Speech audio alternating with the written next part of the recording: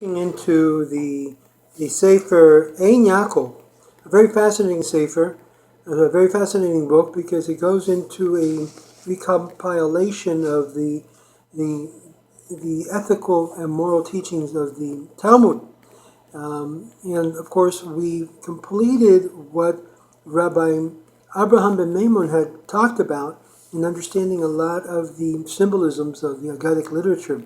So we're going to start this morning with Berachot in the first page of Ein Yacov, the time for the Shema of the evening. And we're going to be going back and forth here because it's very important for us to understand the concept here.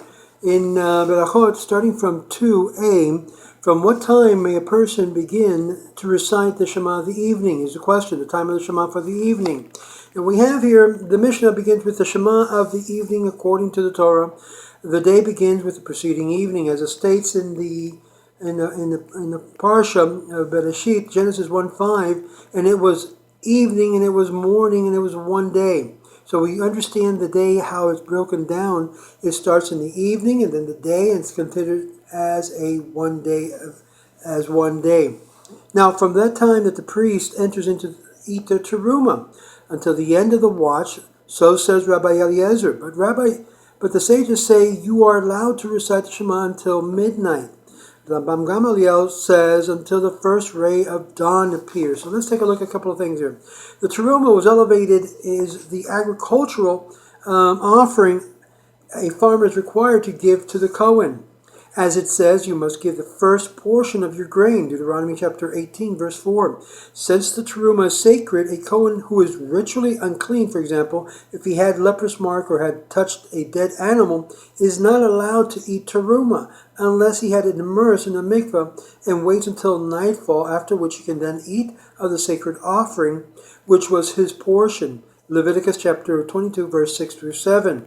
Now, until 1/3 of the night has passed, since the night is divided into 3 watches, and we're going to look at that at another part of the Berachot, of this Tractate Berachot. Now, until the 1/3 has passed, that's referred to the third watch, as it were.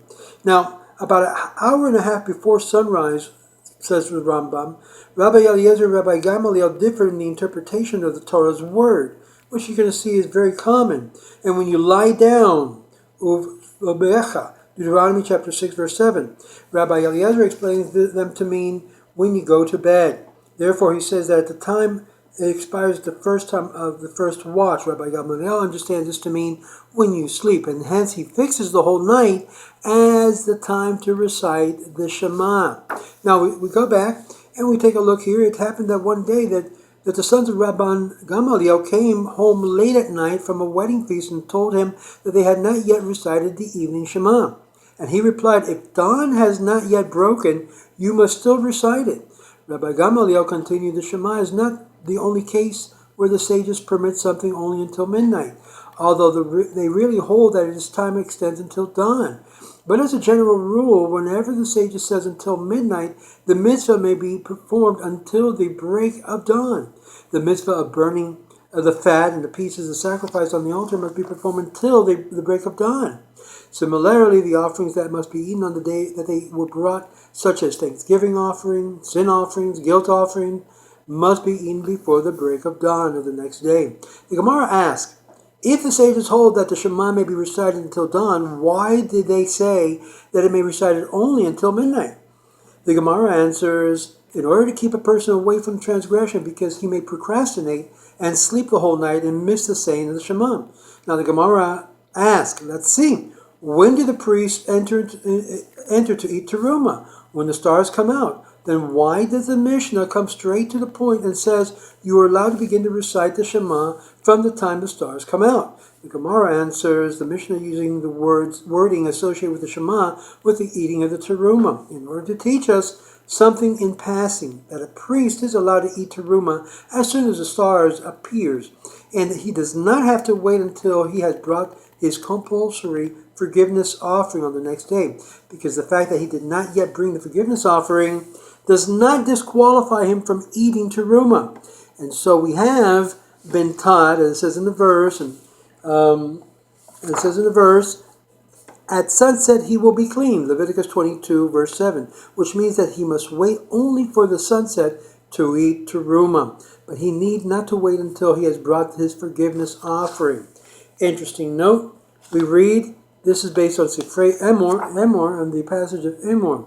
Now, Rabbi Joseph said, twilight is like a blink of an eye. The moment the evening comes, the day is gone.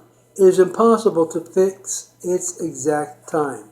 And so we're going to take a look in our next video, the 3 night watches, according to the Yacov in this summary of the Talmud. We're in Berachot, we're in the first beginning part. So if you're interested in continuing this, please let me know and share this with friends, people who are interested to learn Yacov, the summaries of the Talmud, in a very concise form.